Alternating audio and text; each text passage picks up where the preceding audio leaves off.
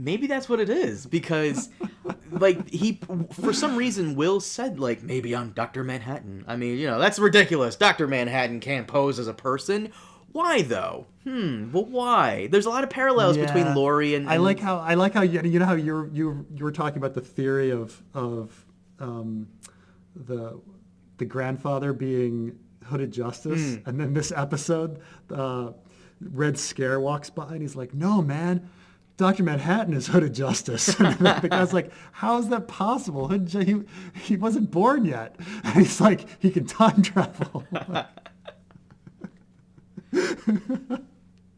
And what's up with Wade? Man. So was Wade watching? That's so weird. Was Wade watching a porno? Like, what the fuck was up with Hooded Justice having gay sex? Was that like being shown on actual television, or was he just watching a porno?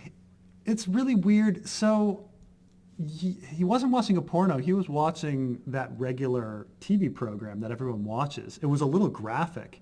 It's a little graphic. You're not kidding.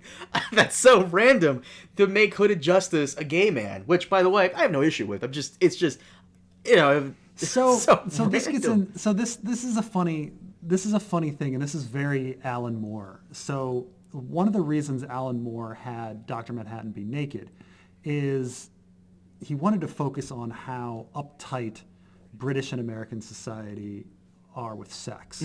So Alan Moore fundamentally believes that that British and American society should be more like Scandinavian society, where they're a little looser and more relaxed about sex, because if you actually look at those countries, they have a much lower rate of sexual assault, sexual abuse of children, and things like this. And yet they're so much looser when it comes to ideas of sex. They're much more open about nudity. They're much more open about the need for sex to be in a healthy, functioning relationship. They don't hide it like puritanical American and British society.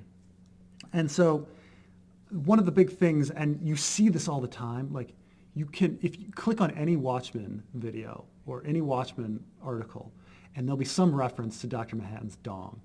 Like, it's a constant joke. But everybody goes straight to it because Dr. Manhattan's walking around naked. It's like, and everyone's like, why doesn't Dr. Manhattan put on pants? Why should he put on pants? Like, there's no reason for Dr. Manhattan to put on pants. Like, we only wear pants in our society because we have these, screwed up ideas about sex and our organs being shameful, and that we need to cover them up. And Dr. Manhattan is super intelligent, so he's beyond that. He's beyond like the ridiculous social need to do this. There is no reason why human beings need to cover up their genitalia, except for like strange backward like religious reasons. And so, of course, like an enlightened being like Dr. Manhattan wouldn't wear pants. But the fact that like we can't, even as a society, like write a single article or have a single video that talks about Dr. Manhattan without mentioning his dick just shows like how damaged we are as a society. And so I do think, getting back to the whole thing about Hooded Justice and everything, it's funny that we as a society are so against showing two people have sex on screen. That's the worst thing in the world. That'll scar children. But people getting blown up, blood, guts, violence, that's all fine.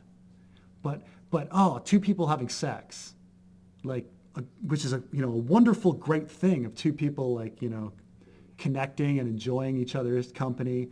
That's the worst thing in the world to have on TV. But violence, death, that's fine. And so I think that was a little statement from Lindelof, like in the same aspect of Alan Moore, that of how screwed up we are. That we can have violence, but we can't have sex. And when we do have sex, like think about like what's the most shocking thing in season 8 of Game of Thrones was Arya having sex. And I'm just like, oh god, because she was so young, and we kind of grew up with her with Maisie Williams, and I mean, the character is 18, and Maisie Williams was like 24. Like this full-grown woman, okay? Full-grown woman having sex. And everyone's like, oh my God, it was so traumatic. I'm sorry. She chopped up people and baked them into a pie and fed sons to a father. Like, and that's much, much worse. like. Well, we didn't see her like chopping those guys up, and all we saw was like we what, a finger. We didn't see her have sex. We barely saw some side boob. Alan Moore actually wrote a comic book called The Miracle Man, and I think in Miracle Man there is what people remember from it is this 2-page spread where Miracle Man's love interest gives birth to his son or his daughter. He has a daughter. And it's a very accurate birth. I mean, they show the vagina, they show the pubic hair, they show the crowning. Oh. They show the baby come out, and it's all shriveled and distorted the way newborns are, and slimy, and he holds it up, and the guy is just joyous because his daughter has been born, and yet it's an ugly newborn because newborns are ugly.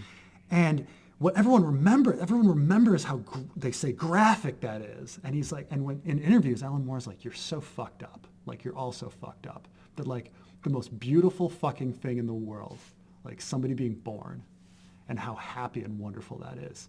And that's graphic, and that's the thing you're going to remember. And yet, all this like death and destruction and violence, like everybody just doesn't even blink to that. Who cares about Dr. Manhattan's fucking dog? Okay.